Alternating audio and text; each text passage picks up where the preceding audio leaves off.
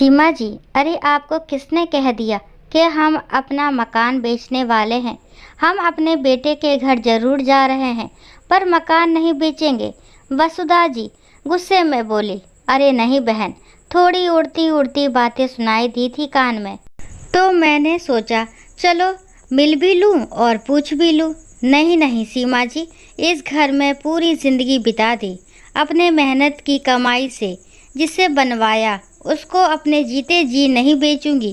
रात में दोनों अनिल जी व वसुधा जी सोने के लिए बिस्तर पर लेट गए। अनिल जी करवट बदल रहे थे।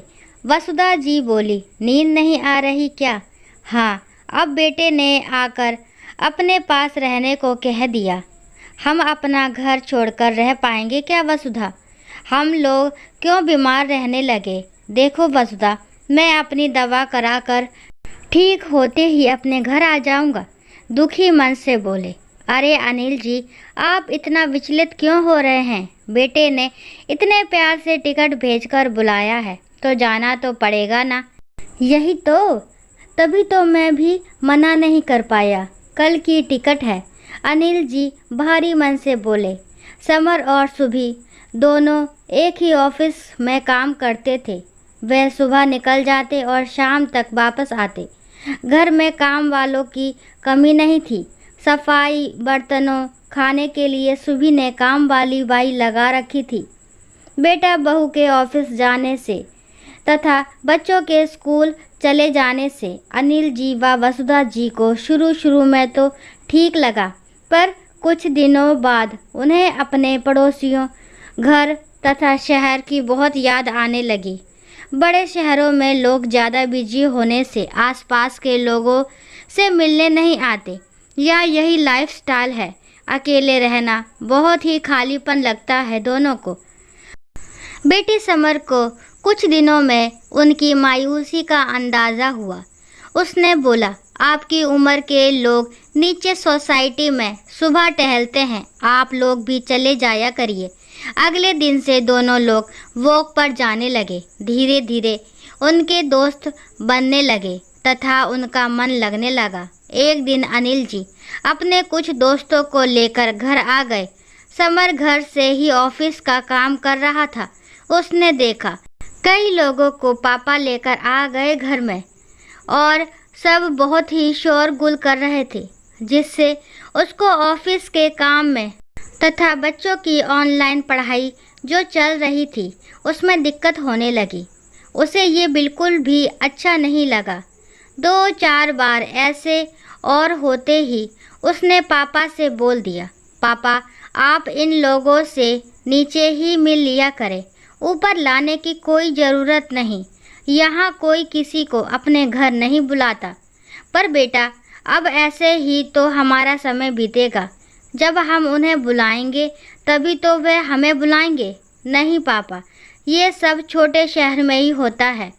बड़े शहरों में लोग अपने काम से काम रखते हैं। वैसे भी बनारस में आसपास सारे अपने रिश्तेदार होने से वे अक्सर आकर मिल लिया करते थे। आपको लोगों से जितना मिलना है आप नीचे ही मिले या फ़ोन पर बात कर लिया करिए।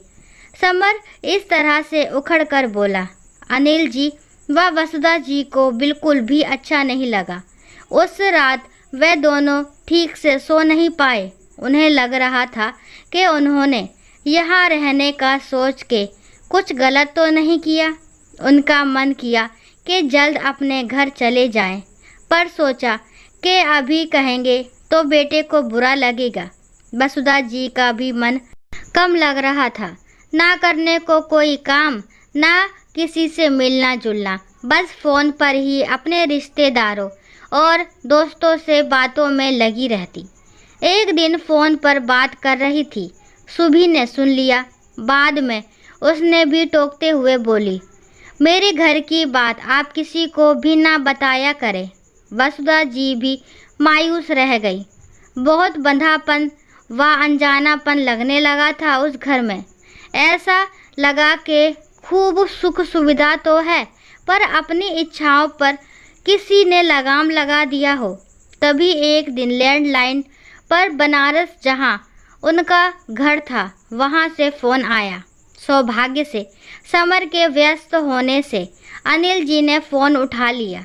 फ़ोन करने वाले ने बताया कि मैं प्रॉपर्टी डीलर बोल रहा हूँ, आपके मकान के बहुत अच्छे दाम मिल रहे हैं समर जी। मैं अनिल बोल रहा हूँ, समर के पापा ने बोला। प्रॉपर्टी डीलर बोला, मुझे समर जी से बात करनी है। अनिल जी बोले, कौन से मकान की बात कर रहे हो? अरे जो लहुराबीर पर है।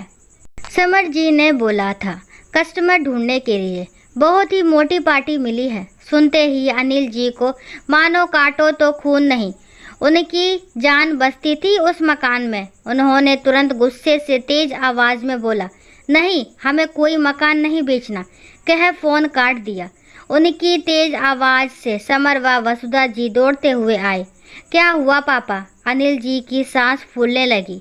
वे वही निढाल सोफे पर होकर बैठ गए। बताइए, किसका फ़ोन था पापा? समर जी घबराहट में प्रश्न पर प्रश्न किए जा रहा था। वसुधा जी दौड़ के पानी लेने गई। पानी पीने के बाद अनिल जी ने अपने को संभाला। पापा कैसी तबीयत है? अनिल जी थोड़ी देर बाद गहरी सांस लेते हुए बोला, मैं बिल्कुल ठीक हूँ। पापा किसका फ़ोन था? प्रॉपर्टी डीलर का। मकान बेचने को तुमने बोला है? मैं अपने जीते जी उस मकान को नहीं बेच सकता। मुझे अब जाना है अपने घर। बेटा हमारा टिकट करवा दो। वसुधा जी भी बोली, हाँ बेटा, कई महीने हो गए, कुछ दिन वहाँ पर भी रह आए। तेरे पापा की तबीयत भी दवा से बहुत बेहतर हो गई है, अब हमें जाने दे। समर ने कहा, आप लोग यहीं रहिए। नहीं बेटा, फिर आएंगे, अभी हमें जाना है, कह अनिल जी और वसुधा जी के आंखों में आंसू आ गए। अरे पापा मम्मी, आप लोग इतने मायूस मत होइए, मैं आज ही आपका टिकट करा देता हूँ। मुझे लगा अब हम लोग साथ ही रहेंगे तो वह मकान बेच दूँ। समर अपनी बात की सफाई देते हुए बोला। अनिल जी फिर गुस्से से बोले, मुझसे पूछे बिना? पापा के इस भाव को देखकर समर को अपनी गलती का एहसास हुआ। उसने बोला, माफ़ कर दीजिएगा पापा, मुझसे गलती हो गई। अनिल जी बोले, वे मेरी और तेरी माँ की खून पसीने की कमाई का बना हमारा एक खूबसूरत सपना है, उसे तुम हमारे मरने के बाद ही बेचना, अभी नहीं। समर आंखों में आंसू लेकर गिड़गिड़ाते हुए पापा के पैरों पर आ गया था। फिर बोला, माफ़ कर दीजिए पापा, आगे से ऐसी गलती कभी नहीं करूँगा। ठीक है बेटा, पर अभी तो हमें जाना है, हमें अपने घर की याद आ रही है। समर ने अगले हफ्ते का उनका बनारस जाने का टिकट करा दिया। आज बहुत ही खुश थे अनिल जी व वसुधा जी। अपने घर जाने के एहसास से वो दोनों फिर से वहीं अपनी आज़ादी, अपनी छोटी दुनिया व अपनी कर्मस्थली से जो मिलने वाले थे, चाहे कितने भी ऐशो आराम मिल जाए, पर व्यक्ति तभी सुकून पाता है जब उसे बंदिशों की बेड़ियों से स्वतंत्रता मिलती है। दोस्तों, आशा करती हूँ ये कहानियाँ आपको ज़रूर पसंद आई होगी। अगर कहानी पसंद आती है तो प्लीज़ मेरे चैनल को लाइक शेयर सब्सक्राइब करना ना भूलें, और इस कहानी के बारे में आपके क्या विचार है कमेंट बॉक्स में ज़रूर बताएं, और कहानी को लास्ट तक सुनने के लिए थैंक यू। राम राम, राधे राधे।